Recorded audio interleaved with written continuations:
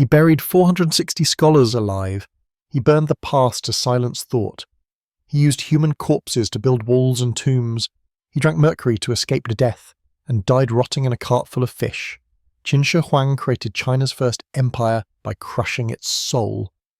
Why does a man who feared death so much choose to rule through so much destruction? He was born into a world soaked in blood, a world where loyalty could be bought with salt, where kings plotted against their own children, and where trust was a weapon sharpened only to betray.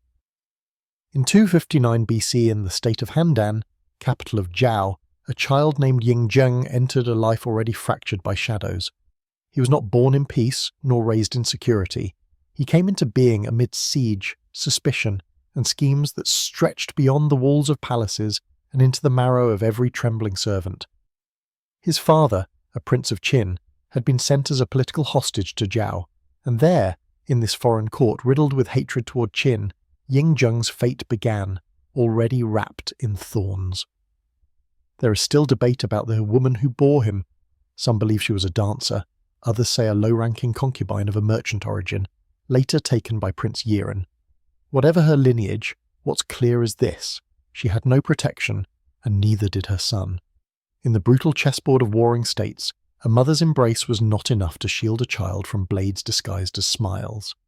From the very beginning, Yingzheng was taught, not with lessons but with glances, silence and disappearances, that safety was a myth and that love was dangerous.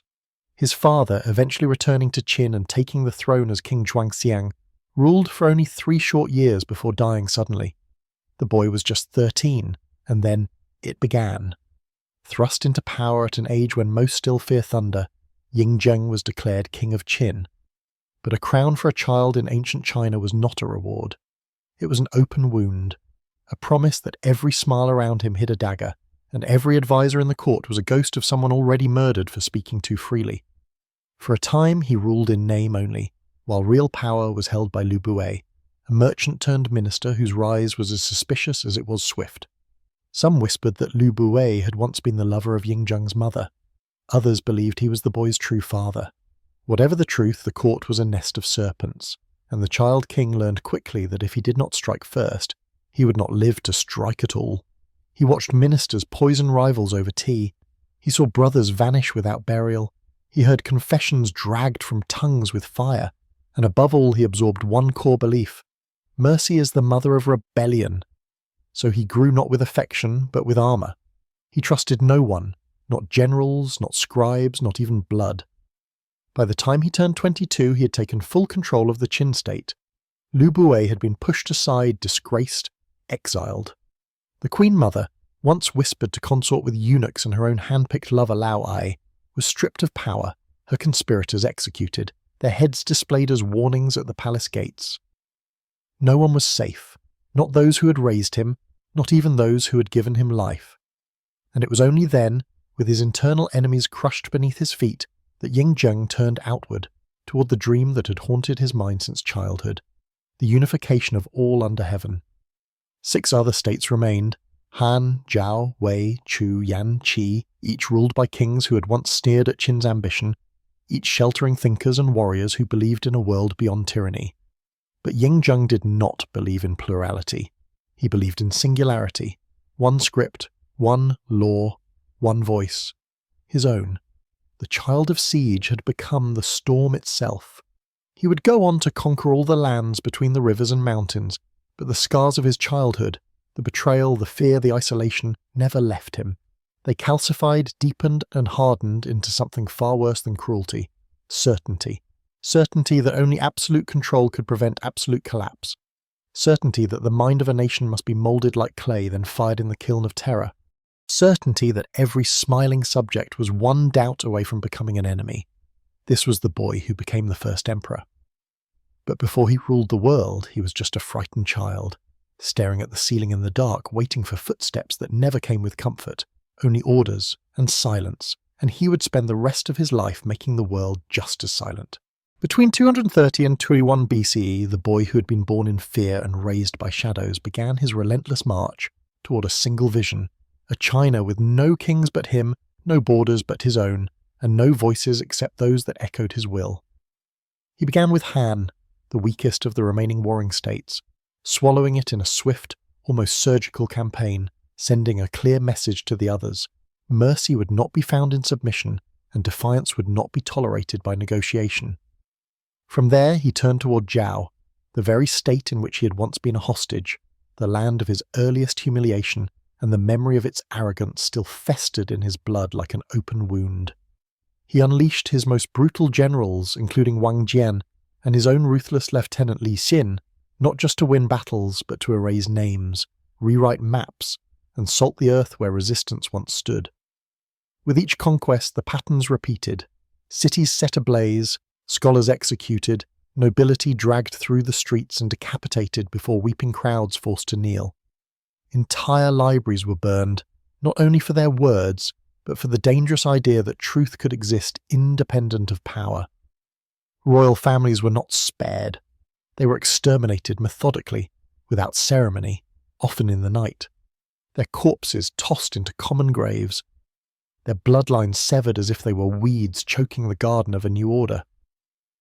Wei followed, then Chu, whose generals fought valiantly but whose internal divisions fractured under the weight of Qin's calculated psychological warfare. Spies had been embedded years before, spreading doubt and betrayal, ensuring that when Qin's army arrived, the collapse would come not from the outside but from within.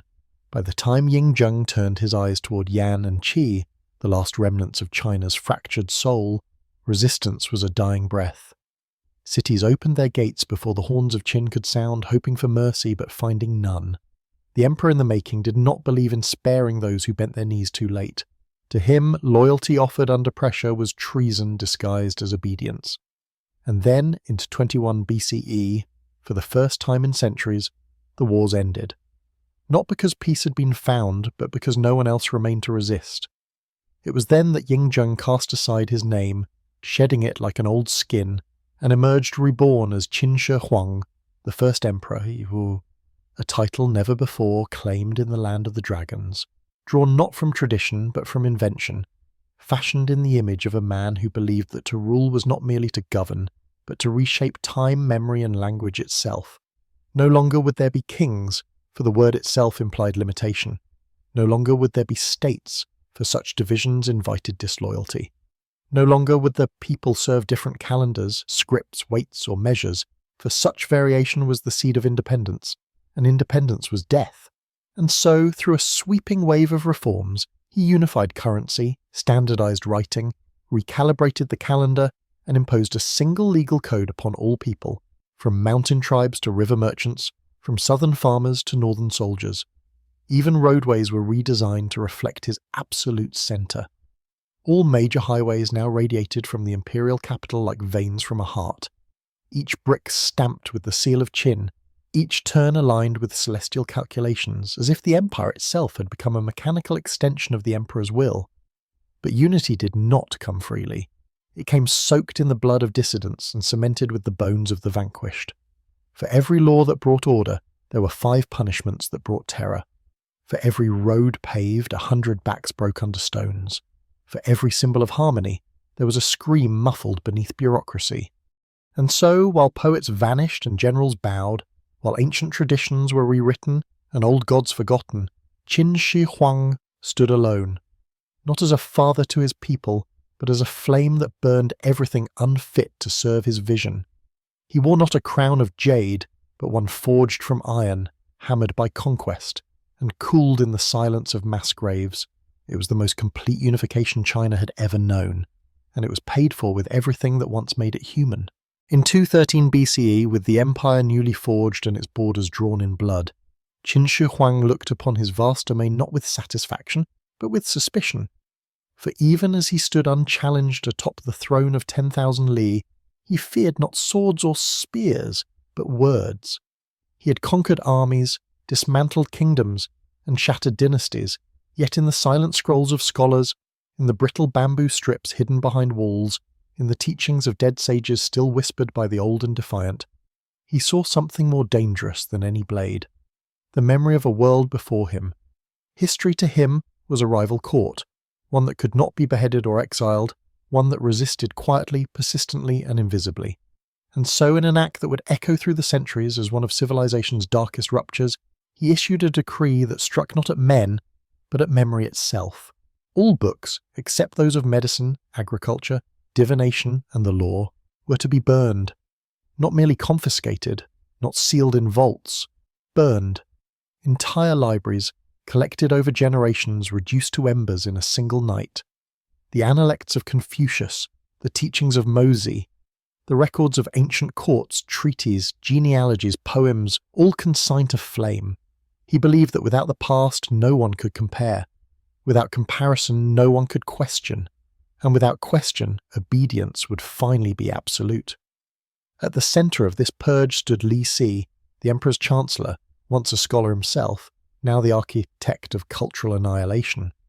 It was Li Si who argued that heterodoxy was poison, that diversity of thought was fragmentation in disguise, that the empire could not stand on fractured knowledge. It was he who orchestrated the incineration, who oversaw the scholars forced to hand over their scrolls, who ensured that no sentence survived unless it served the throne. Fires were lit in the public squares of Xianyang, and crowds were summoned not to resist, but to watch. They stood silently as wisdom turned to smoke, as history's breath was choked out by flames. Some cried, others knelt, but none dared intervene. In the eyes of Qin Shi Huang, it was not destruction, it was purification. It was said that when the fires died, the sky above the capital was still veiled in ash 3 days later, as if the heavens themselves were mourning the murder of memory. And yet even that was not enough, because fire, though powerful, cannot silence a tongue that still speaks, and there were those who remembered. Old men in villages, teachers in secret, students who hid copies beneath floorboards, wives who copied verses onto silk. But in an empire where even remembrance was rebellion, such acts became crimes of thought, punishable not by fines or exile, but by death. Qin Shi Huang had rewritten the laws, redrawn the maps, and now he would reshape the soul. What he wanted was not merely compliance but submission of the mind, not merely to silence dissent, but to ensure that no one would remember how to dissent at all. In one generation, the rich philosophical diversity that had once blossomed during the spring and autumn and warring states periods, Confucianism, legalism, Taoism, Mohism, was cut down like weeds in a garden, where only a single species was allowed to grow. And though some writings survived, buried, hidden, passed in whispers, a vast ocean of thought was lost forever, swallowed not by war, but by the will of a single man who believed his truth was the only one worth preserving. The book. Burning was not merely a political act. It was a cultural lobotomy, a severing of the mind from its memories. It was a declaration that truth was no longer an inheritance, but a privilege dispensed by imperial permission. And as the ash settled and the pages ceased to flutter in flame, the empire became quieter. Not because it was more peaceful, but because there was less left to say. What Qin Shi Huang built was not just a dynasty. He built a vacuum, a stillness where even thought had to bow, and in that stillness he stood alone, crowned not by history, but by forgetting.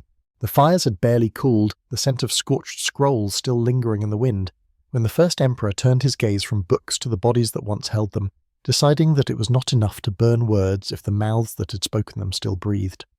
It was no longer the ideas alone that posed a threat, but the men who remembered them, Confucian scholars who mourned the past with their silence, who bowed in public but exchanged warnings in whispers, who looked upon Qin Shi Huang's rigid vision, not with fear, but with the quiet grief of those who knew that an empire without mapust and memory was an empire bound to collapse from within. And so, in the year 212 BCE, just 1 year after the Great Book burnings, the emperor, already drenched in the belief that unity required not only law and order, but intellectual sterilization, issued an order that would forever stain his reign in blood and soil. 460 scholars, most of them Confucians, some merely critics, others simply too curious for their own safety, were accused of spreading dissent, of using the past to criticize the present, a phrase that would become the death sentence of generations. They were not granted trials, they were not allowed to defend their thoughts, their crime was remembrance. Their punishment was annihilation. Dragged from their homes or plucked from the lecture halls where they had once recited verses under candlelight, these men were marched to the outskirts of Xianyang, the imperial capital, their heads bowed, their mouths gagged, their hands bound by the very state that once claimed to value order and discipline. And there, In pits dug hastily under a watch of soldiers and scribes, they were thrown in, sometimes 5 or 6 at a time, some screaming, others praying, a few reciting their last lines of poetry not to plead for life, but to remember who they were, before the dirt silenced them forever. Some say they were buried alive, others claim they were first executed, then covered in stone and lime. What remains undisputed is that they never returned, and that the state never repented.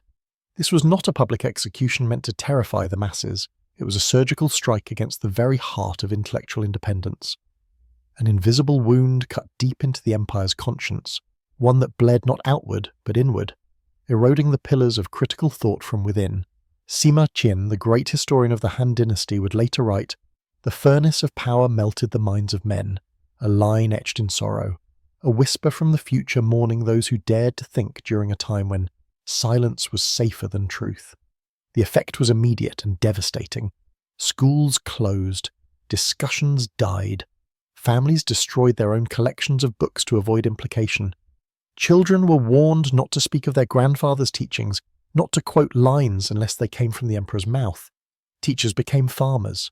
Poets became mute. Thought, once the most honoured act in Chinese civilization, became a liability. And what rose in the vacuum left behind was not ignorance, but obedience, the cold, mechanical compliance of a population too traumatized to imagine alternatives, too afraid to speak aloud the names of those buried beneath their feet. This was the new empire, one where even memory was subject to punishment, where intellect was not a virtue but a threat, and where the mind itself had to be policed, watched, and, when necessary, destroyed.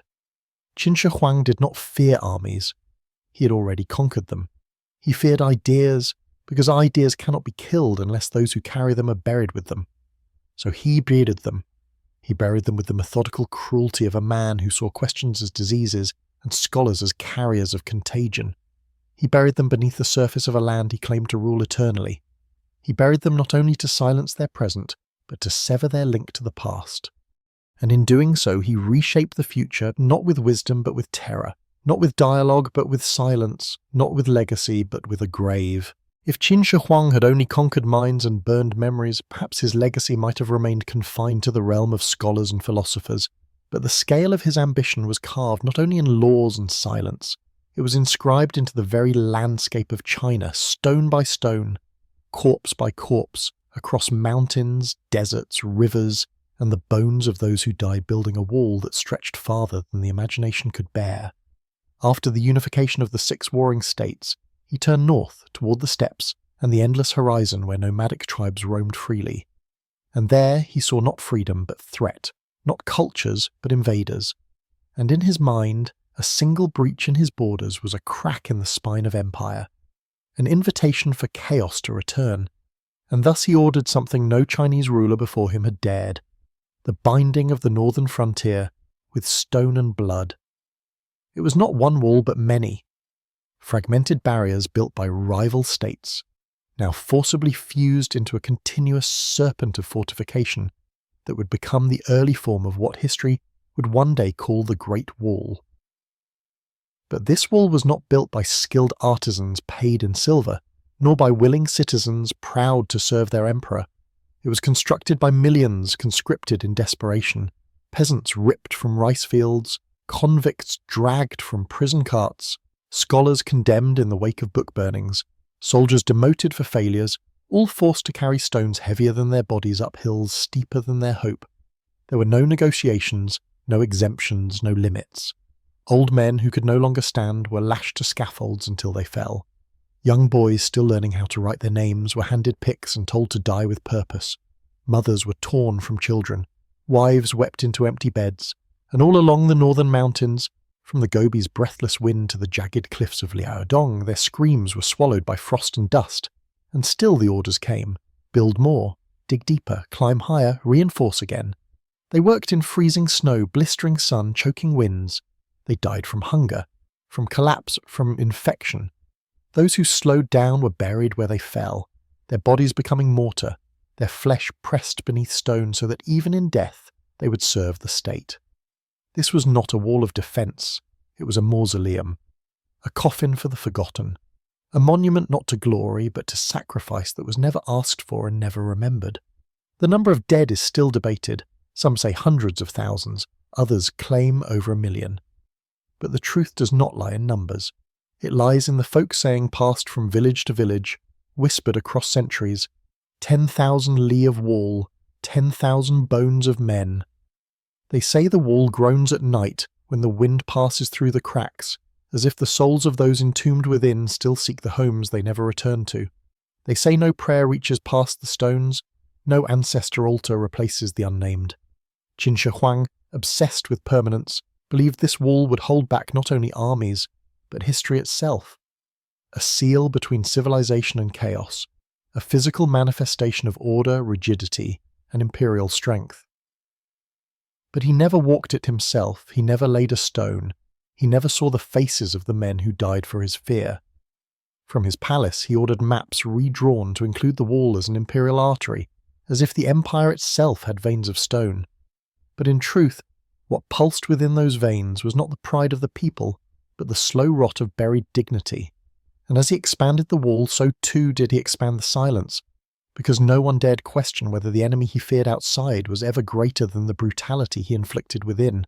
The wall stood, the empire roared. But beneath the stones, the dead murmured, not in protest, but in forgotten names.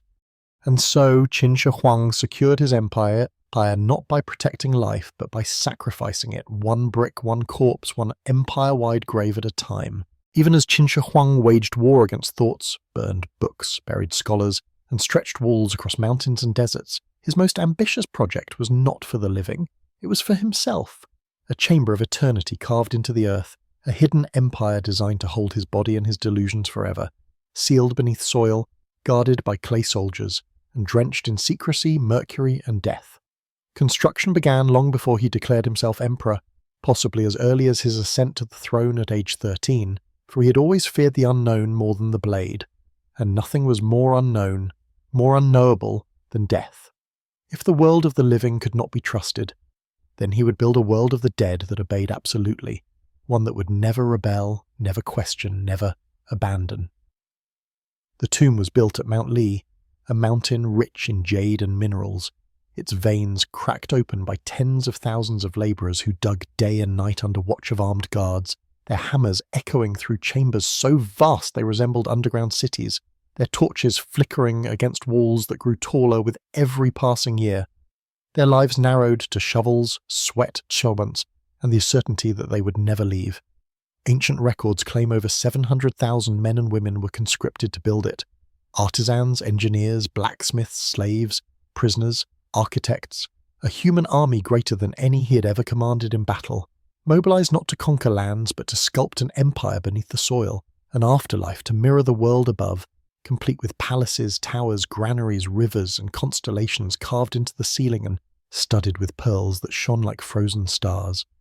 To preserve this subterranean kingdom, Qin Shi Huang ordered traps laid throughout the complex, mechanical crossbows rigged to fire at intruders, collapsing passageways, false doors, pressure triggers, as if death itself required defense, as if his corpse, once sealed in its copper coffin, would continue to rule and repel even the whispers of thieves, grave robbers, or time.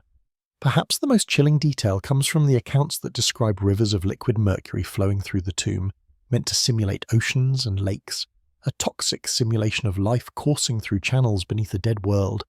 And modern surveys of the site, still unopened after over 2,000 years, have confirmed abnormal mercury levels in the soil, suggesting that the myth may indeed be true. But even more horrifying than what the tomb contains is what it cost, because it was never meant to be merely a grave, but a prison, not just for the emperor's body, but for the secrets, the workers, the architects, the engineers, and the artists who built it. They could not be allowed to leave. To reveal the layout, the traps, the treasures, the passageways, even to whisper a single measurement, was to risk desecration, betrayal, and perhaps most of all Qin Shi Huang's eternal shame. So he ordered their silence. Some were executed the moment their work was finished. Others were buried alive inside the tomb, their final breath exhaled not into air, but into dirt. Entire families disappeared. Lineages were erased. The very hands that built the tomb became part of its foundation, their bones hidden beneath the floor. their mouths sealed forever in soil. It was the final, most complete act of control, to build a world, populate it, and then bury its creators inside it so they could never tell anyone that what lay beneath the earth was not glory but a mausoleum of madness. To this day, the main chamber of Qin Shi Huang's tomb remains sealed. Modern archaeologists have uncovered the famed terracotta army, thousands of lifelike clay soldiers standing in formation, armed and ready, guarding the approach to the tomb like silent sentinels. But the emperor's resting place itself has never been opened, not because it cannot be found, but because even now, no one is certain what waits inside. Some say the traps are still active, some fear the mercury has poisoned the chamber beyond repair. Some believe disturbing it would bring a curse. But perhaps the most powerful reason is this: to open it would be to hear the silent scream, the silence of 700,000 workers, the silence of buried thoughts, the silence of a man who ruled through fear and built his legacy on death. He had silenced philosophers, raised kingdoms, buried critics, and fortified his empire with stone and corpses. But for Qin Shi Huang, the man who believed nothing should exist before him, and nothing must exist without his permission, the greatest enemy was not rebellion, or memory, or even defeat, but death, that final insult, that unyielding reminder that even emperors are nothing more than dust in waiting. And so, as he grew older, his gaze, once fixed on maps, battlefields, and monuments, turned inward, toward his own heartbeat, his own breath, his own skin, where he began to imagine the symptoms of decay long before they truly arrived, as though mortality itself had become a whisper he could no longer bear to hear. What he wanted was not just to rule the present, but to conquer the future, to stretch his power beyond the span of human life and become something more than man, something divine, permanent, untouchable. And so he demanded what no one could deliver: immortality. He dispatched expeditions across the seas, sending ships laden with young men and women and said to be pure of body and spirit, toward the mythical isles of Fenglai, where alchemists claimed the immortals lived, where elixirs of life were said to grow on trees and gods could be bargained with if one brought jade, gold, and proper offerings. But no ships returned, or if they did, they returned empty-handed, or with lies polished into poetry, and even lies, if hopeful enough, were enough to keep the emperor's desperation alive. And while envoys disappeared into fog, his court turned to alchemists, men who wore robes like priests but worked like magicians, mixing powders and metals, crafting pills and tinctures from mercury, cinnabar, sulfur, jade dust, crushed pearls, and rare roots pulled from mountains, said to be kissed by dragons. They told him that immortality was not a place but a process, that the soul could be hardened like bronze, that the body could be refined like gold, and that through slow ingestion of the divine elements, one could ascend beyond decay. And he believed them. He consumed these potions daily, droplets of mercury in wine, beads of silver in soup, powdered jade dissolved under the tongue. Each dose another prayer disguised as science, each swallow another gamble with a poison he refused to see as poison. And the effects came slowly at first: trembling hands, sudden sweats, confusion, bursts of rage, loss of sleep, paranoia that flickered behind his eyes like candlelight guttering in wind. He began to see betrayal everywhere. He rotated servants hourly. He doubled the guards outside his chamber.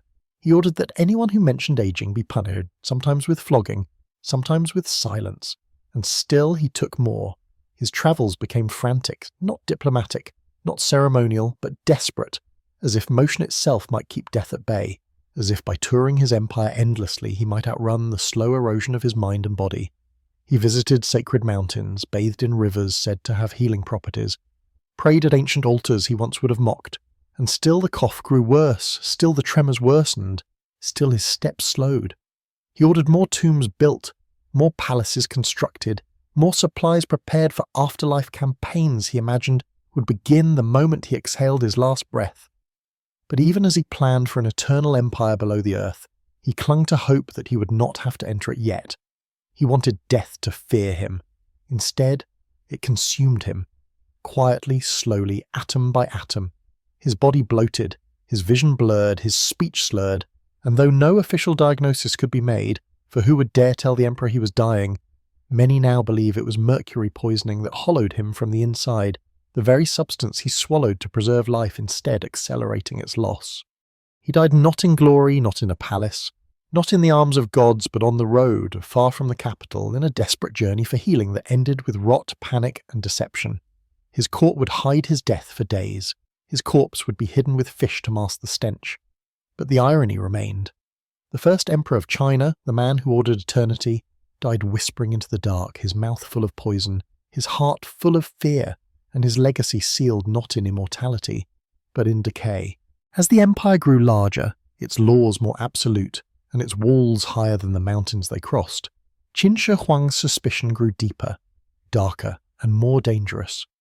For the greater his dominion became, the more convinced he was that the seeds of rebellion did not lie in distant lands or foreign tribes, but within the veins of those who shared his blood. To rule all under heaven was not enough. To remain its ruler meant exterminating even the possibility of rival lineage, whether it came from conquered royalty, half-brothers, sons, or imagined heirs whose only crime was to exist in proximity to the throne. This was not paranoia in the traditional sense, where delusions plague the mind of the weak. It was paranoia sharpened into policy, institutionalized through bureaucracy, justified by doctrine, and carried out not in shadows, but beneath banners bearing the imperial seal. He had already eliminated the royal families of the 6 conquered states, not just their kings and queens, but their children, advisors, in-laws, tutors, generals, and even servants who might remember a time before Qin, because to Qin Shi Huang, memory itself was treason, and loyalty that did not begin with him was loyalty that could end without him. Their palaces were razed, their ancestral temples desecrated, their names stricken from records, their graves left unmarked. Some were executed publicly, their heads displayed as warnings. Others were buried alive, their silence deemed more useful than spectacle. But this policy of obliteration did not stop at foreign lines. It curved inward, like a blade that turns upon the hand that wields it, until it began slicing through his own blood, carving away sons, nephews, cousins, and even trusted officials who had once served him faithfully, but now stood too close to the succession. One of the most tragic figures to emerge from this quiet purge was Fusu, the emperor's own eldest son, a man known for his intellect, his calm temperament, and his admiration for Confucian values, which had survived in whispers despite the emperor's efforts to erase them. Fusu had disagreed with his father's harshest punishments. He had protested the executions of scholars. He had spoken, not loudly, not defiantly, but honestly, and in a court where honesty was indistinguishable from insubordination. That was enough. Rather than executing him outright, Qin Shi Huang exiled Fusu to the northern frontier, assigning him to oversee military affairs near the Great Wall, a move that appeared like promotion, but in truth was banishment, a slow political strangulation meant to isolate him from court influence. And yet even that was not enough. When Qin Shi Huang died, his death was concealed, and during that fragile interregnum, his most powerful ministers, fearing Fusu's reformist ideals and possible claim to the throne, forged a decree in the late emperor's name ordering Fusu to commit suicide. Fusu, bound by filial piety and a lifetime of conditioned obedience, obeyed without resistance. The son who might have tempered tyranny, who might have offered China a gentler dawn after the suffocating night of Qin's absolutism, died not by sword but by letter, a forgery inked in fear, sealed in ambition, delivered by the very system his father had built. And so the line continued to die. Other sons vanished from records. Cousins were imprisoned or executed under vague charges. Royal nephews were declared unfit. Potential heirs were described as traitors before they were old enough to speak. The goal was not to preserve a dynasty, but to ensure that the dynasty could only ever mean one man. In this, Qin Shi Huang succeeded and failed. He succeeded in sterilizing the bloodline of rivals. He succeeded in making the future impossible to imagine without him. But in doing so, he ensured that when he died, no strong voice remained, no worthy heir stood, no enduring root took hold. He had carved a throne so narrow, so sharp, so isolated, that no one else could sit on it without bleeding. And so, by killing those who shared his blood, he killed the only thing that could have carried his legacy forward, the human lineage behind the imperial machine. He did not just unify China, he amputated its past, and in cutting away every other vein, he ensured that when his heart stopped beating, the whole body would soon follow. The man who built a nation from fire, silence, and stone did not die on a throne, nor in the arms of loyal courtiers, nor beneath the stars he had replicated in pearl on the ceiling of his tomb. He died far from the capital, in a chariot surrounded not by triumph, but by fear, secrecy, and the stench of rot that not even power could mask. It was the year 210 BCE, and Qin Shi Huang, already deep into his 50s, was on yet another imperial tour, not a ceremonial parade of splendour, but a desperate journey chasing shadows of immortality, visiting sacred mountains and forgotten temples, speaking to alchemists and priests, clinging to the hope that somewhere in the vastness of his empire, a cure for death still waited. His body had begun to betray him. His hands trembled, his sleep was fractured by fevered dreams, his tongue grew thick with poison, and yet his will to live remained as sharp as ever, forged in the same furnace of terror that had birthed his empire, refusing to accept that the man who had buried sages, erased borders, and enslaved time itself could be claimed by something as undignified as illness. But death, as always, did not ask permission.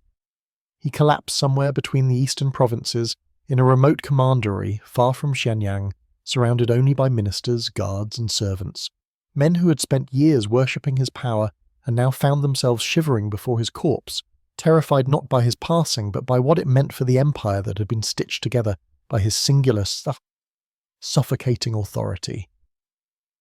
And so they did not announce it. They did not mourn, they did not prepare a procession, they did not even stop the journey. Instead, they sealed the truth inside the carriage, rolled down the curtains, and ordered the imperial convoy to continue as if the first emperor still breathed behind the veil, issuing false decrees in his name, stamping documents with his seal, whispering his commands into the ears of officials who dared not question the voice behind the curtain. But death cannot be hidden for long.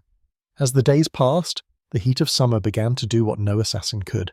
The body bloated, darkened, and reeked with the sour stench of decay. The ministers, now prisoners of their own deception, resorted to grotesque improvisation, surrounding the carriage with barrels of salted fish to mask the cell, hoping that rotting flesh could be disguised beneath the stench of market food. And so the procession moved on, slowly, awkwardly, dragging a kingdom built on the terror behind the wheels of a cart that held its dead creator, embalmed not in gold but in panic, travelling across provinces where peasants bowed to a man already decomposing behind painted lacquer and silence. It is one of the most bitter ironies in all of Chinese history, that the man who sought eternity, who built a tomb more magnificent than any palace, who demanded temples, towers, soldiers, and stars to serve him in death, died in motion, unceremoniously hidden from his people, treated not like a god ascending to heaven, but like a secret too dangerous to confess. There was no imperial pronouncement, no sacred ritual, no final audience, only fear. Fear that if news spread too soon, the court would fracture. Fear that generals would rebel, that provinces would break away, that ministers would seize power.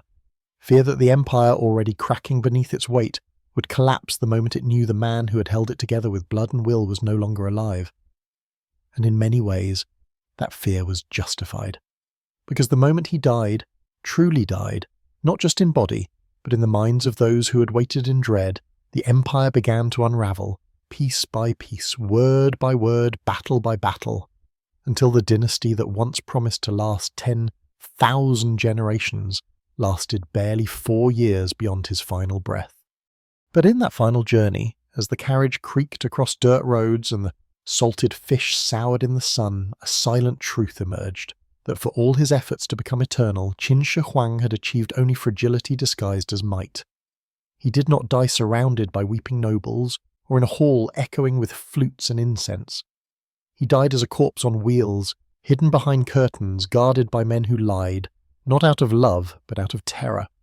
And when the wheels stopped turning, so did the illusion, and the silence he had imposed on the world for decades began to echo with the sound of rebellion.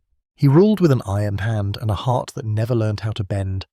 He unified China, yes, but not through consent, not through understanding, not even through shared vision, but through conquest, silence, and fear so pervasive that even the wind seemed to whisper his name in submission.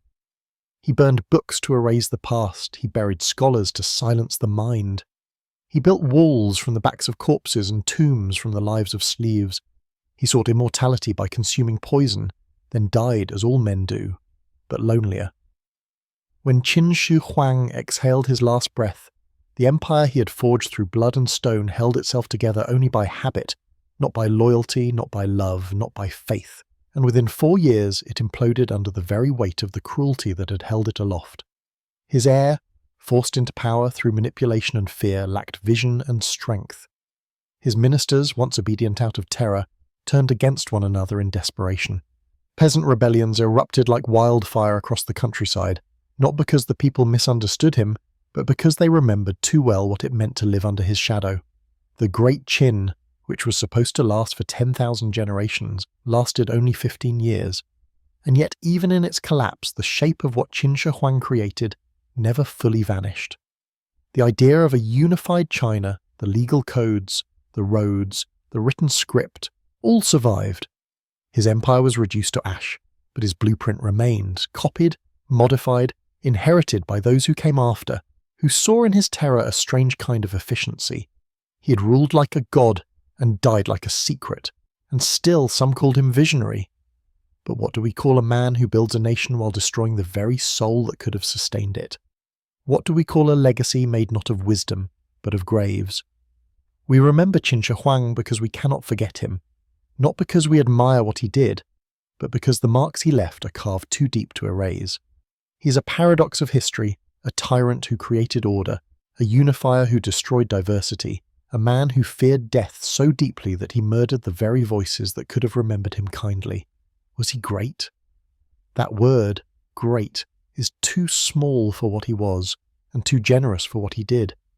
Because greatness, at least in its highest form, requires the capacity to be questioned, to be doubted, to be remembered with complexity, and he ensured that no one around him lived long enough to question him at all. So I ask you, if a ruler must erase the past to secure the future, if he must burn minds to preserve his own legacy, if he must rule through poison, tombs, and silence, was it power he loved, or simply the terror of being forgotten? He thought he had conquered time, but in the end it is time, not fire, not stone, not fierce, that has the last word, and it speaks softly with ash on its breath. He lived, he killed, he died, and all that's left is silence.